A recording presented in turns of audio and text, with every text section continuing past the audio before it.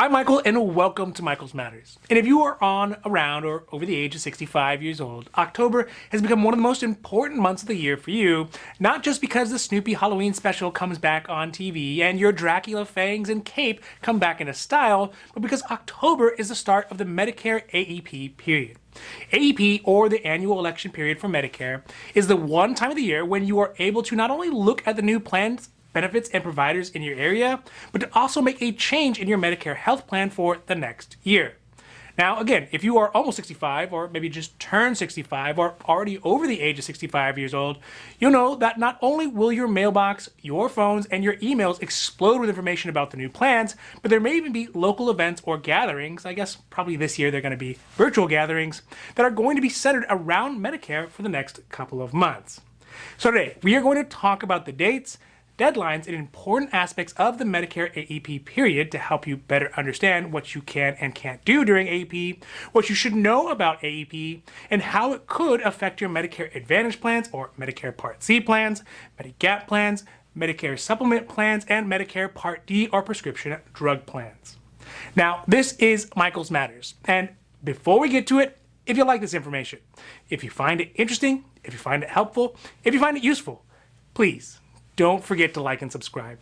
That way you can get updates when our newest and most informative videos become available. First and foremost, let's talk about when and what is the Medicare AEP period, or the annual election period.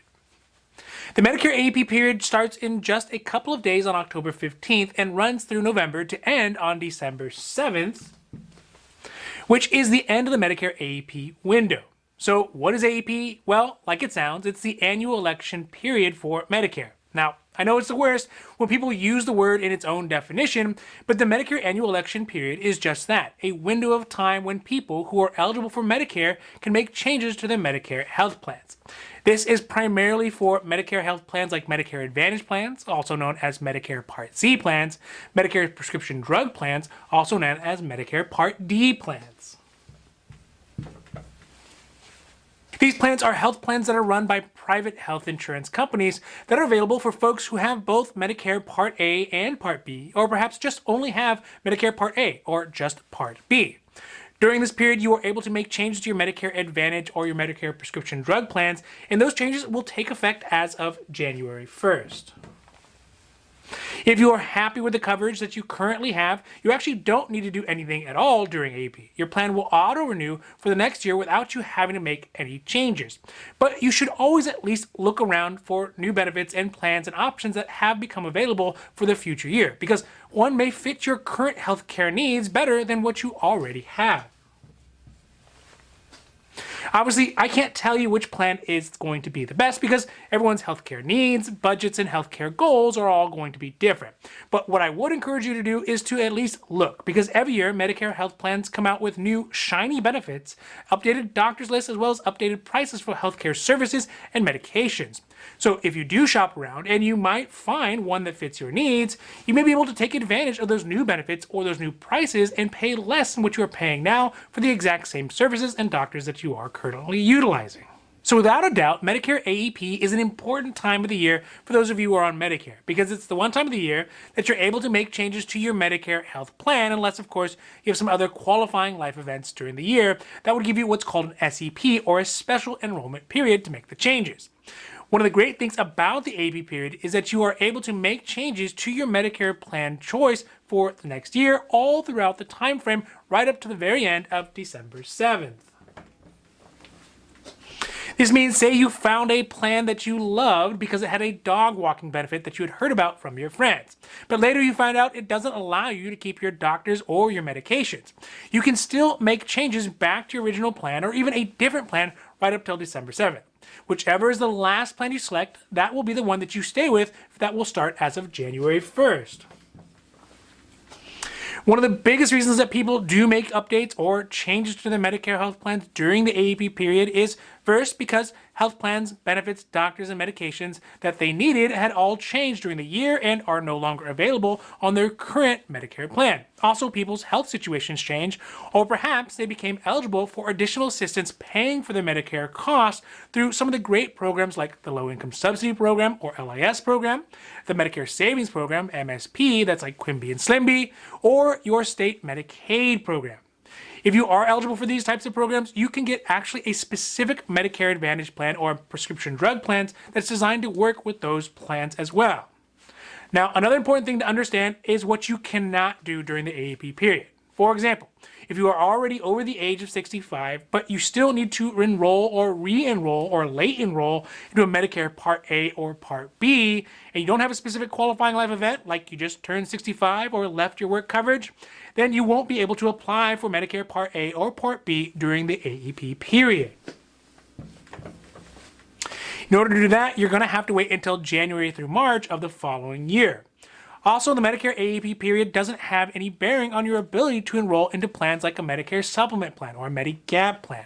Those can be enrolled into year-round without having a specific qualifying life event to qualify, although they may be underwritten depending on your state and personal situation.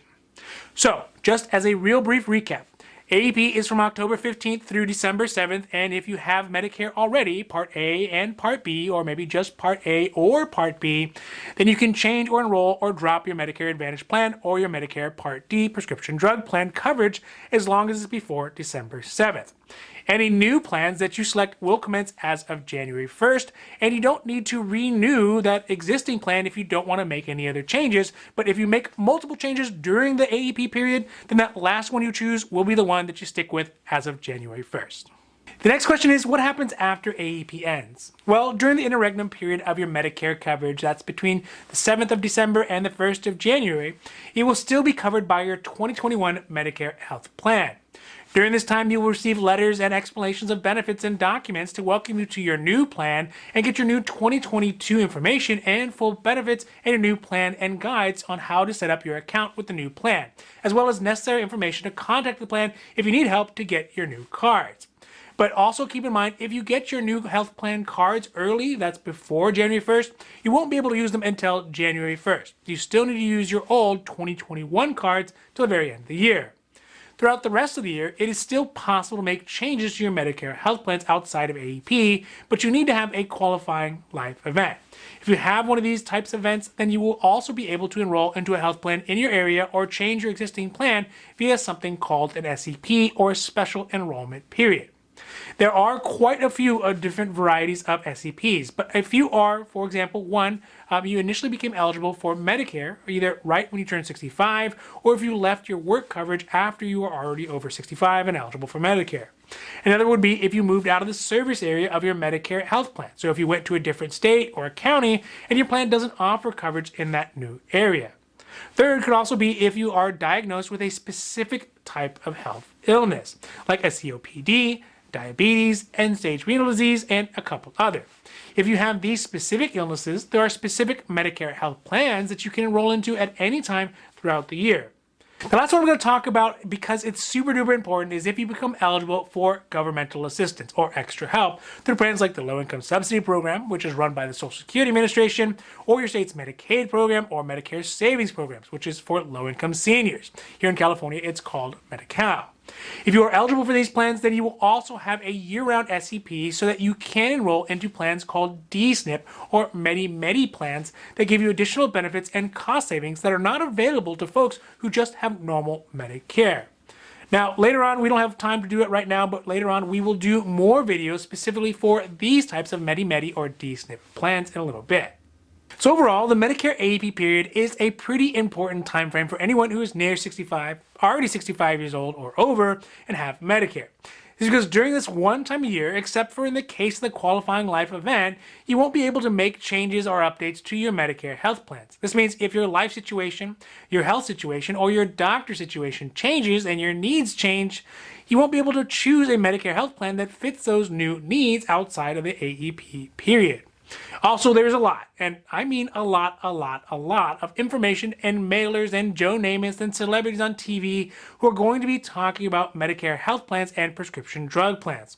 With so much information flowing around, it can start to get very confusing and blur how the Medicare program actually works. So I hope that over the next few months, if you do need help understanding your Medicare options, you reach out to one of your local nonprofit Medicare navigators like the HICAP program, or perhaps a trusted agent who can help guide you through your Medicare journey to find a plan that not only has those shiny benefits like gym memberships and dog walkers and money back on your Social Security checks, but also covers the blocking and tackling fundamentals of what you need to live a healthier life. Things like making sure your doctor's medications and benefits all fit your needs and your budget.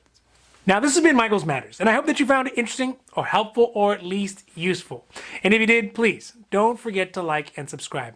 That way you can get updates when our newest and most informative videos become available. So for Michael's Matters, I'm Michael, hoping you take care of yourself, take care of others, and have a happy, healthy day.